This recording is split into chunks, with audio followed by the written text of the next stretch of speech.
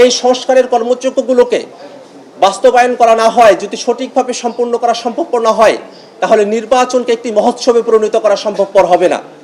সেক্ষেত্রেই বাংলাদেশে যাতে আর কোনোভাবে ফেসিবাদ ফিরে আসতে না পারে, কোনোভাবেই যাতে কোনো পথেই ফেসিবাদের উত্থান এখানে না ঘটে, ফেসিবাদী দল এবং ফেসিবাদী কাঠামো কোনো কিছুই যাতে বাংলাদেশে আর না থাকে, আমরা যাতে একটু ফেসিবাদ মুক্ত গণতান্ত্রিক বাংলাদেশ গঠন করতে পারি, সে কারণেই সংবিধানের সাথে সম্পর্কিত বিষয়গুলোকে টেকসইভাবে বাস্তবায়ন আমাদের জন্য জরুরি বিষয়। সকলে জানি যে এটা একটা জাতীয় সনদ, আমরা সকলে মিলে এখানে একত্রিত হচ্ছি, আমরা একমত হচ্ছি, সে ব্যাপারে আমাদের কোনো সন্দেহ নাই যে এটা একটা জাতীয় সনদ। কিন্তু এই জাতীয় সনদের নাম অবশ্যই জুলাই সনদ হতে হবে এবং সে ব্যাপারে আমাদের সকল রাজনৈতিক দলের পক্ষ থেকে এবং বাংলাদেশের সকল জনতার পক্ষ থেকে, বিশেষত যারা জুলাই অভ্যুত্থানের সময়ে শহীদ হয়েছেন তাদের স্মৃতিকে সমুন্নত রাখতেই জুলাই সনদের নামকরণ জুলাই সনদ হিসেবেই করতে হবে, সে আহ্বান আমরা ব্যক্ত করছি। ধন্যবাদ সকলকে। ওয়ালাইকুম। সম্মানিত দেশবাসী এবং প্রিয় সাংবাদিক বন্ধুগণ, প্রধান উপদেষ্টার উপস্থিতিতে আজকে ঐক্যমত্য কমিশনের বৈঠক অনুষ্ঠিত হয়েছে। আপনারা সকলে জানেন যে আমরা দীর্ঘ সময় ধরে ঐক্যমত্য কমিশনের আলোচনায় রাজনৈতিক দলগুলো অংশগ্রহণ করেছি এবং জুলাই সনদ প্রণয়নের দিকে আমরা অগ্রসর হয়েছি দীর্ঘ সময় ধরে আমাদের এই আলোচনার মধ্য দিয়ে। আজকের বৈঠকে মাননীয় প্রধান উপদেষ্টার উপস্থিতিতে আমরা এই দীর্ঘ সময় ধরে কমিশনের কার্যক্রমকে এগিয়ে নিতে কমিশনের সহসভাপতি প্রফেসর আলী রিয়াজ স্যার সহ কমিশনের অন্যান্য সদস্য এবং সঞ্চালক তাদের সকলের কাছে আমরা কৃতজ্ঞতা প্রকাশ করেছি। একই সাথে রাজনৈতিক দলগুলো সকলের মধ্যে যে ভ্রাতৃত্বপূর্ণ সম্পর্কের মধ্য দিয়ে এবং একটি ইতিবাচক পরিবেশের মধ্য দিয়ে আমরা আলোচনা অগ্রসর করতে পেরেছি, এই কারণে বাংলাদেশের সকল রাজনৈতিক ফেসিবাদ বিরোধী রাজনৈতিক শক্তিগুলোর প্রতি আমরা আমাদের কৃতজ্ঞতা প্রকাশ করছি।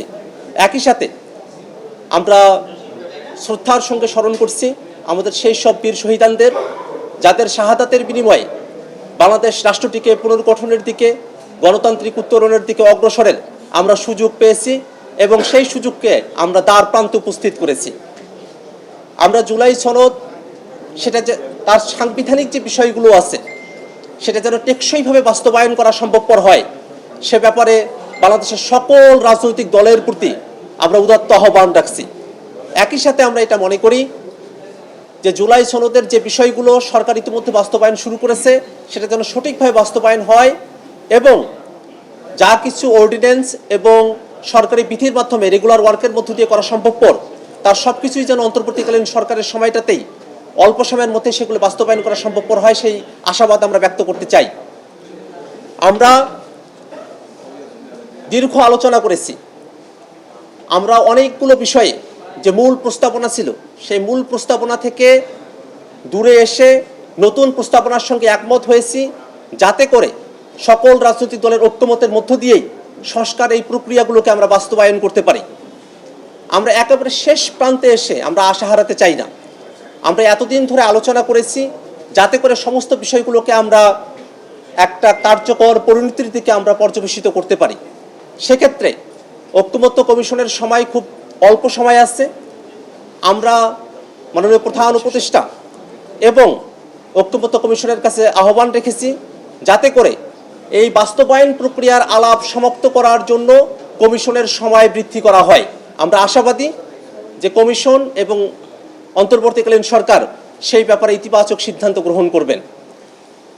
আমরা একই সাথে এই কথাটা বলতে চাই যে আমরা জুলাই সনদের যতগুলো বিষয় নিয়ে আমরা একমত হয়েছি তার মধ্যে সবথেকে গুরুত্বপূর্ণ বিষয় সংবিধানের সাথে সম্পর্কিত বিষয়গুলো। আমরা যদি সে বিষয়ে একটা সিদ্ধান্তে আসতে না পারি, আমরা যদি সংবিধানের সাথে বিষয়গুলোকে একটা অনিশ্চয়তার মধ্যে রেখে দেই, যদি ভবিষ্যতে এটাকে কোনো চ্যালেঞ্জের মুখোমুখি হওয়ার মতো পরিস্থিতি আমরা তৈরি করে রেখে দেই, তাহলে কার্যকরভাবে টেকসইভাবে আমরা সংবিধানের সাথে সম্পর্কিত বিষয়গুলোকে বাস্তবায়ন করতে পারবো না। আমরা জুলাই সনদকে বজ্র আটুনি ফসকা গেরোর সনদে পরিণত করতে চাই না। আমরা চাই যে এতদিন পর্যন্ত আমরা যে আলোচনাগুলো করেছি সেটা যেন একটা আইনি ভিত্তি লাভ করে এবং সে ব্যাপারে সকল রাজনৈতিক দলের কাছে ইতিবাচক ভূমিকার প্রত্যাশা করি। একই সাথে আমরা একটা জিনিস বলতে চাই যে সংবিধানের সাথে সম্পর্কিত বিষয়গুলো নিয়েই এখন সবথেকে বড় আলোচনার জায়গাটা তৈরি হয়েছে। বাংলাদেশের রাজনৈতিক বিশ্লেষক, সংবিধান বিশেষজ্ঞ এবং এক্সপার্ট যারা আছেন, আমরা তাদেরকেও এই প্রক্রিয়ার সঙ্গে তাদের মতামতগুলো ব্যক্ত করার জন্য আমরা আহ্বান জানাচ্ছি।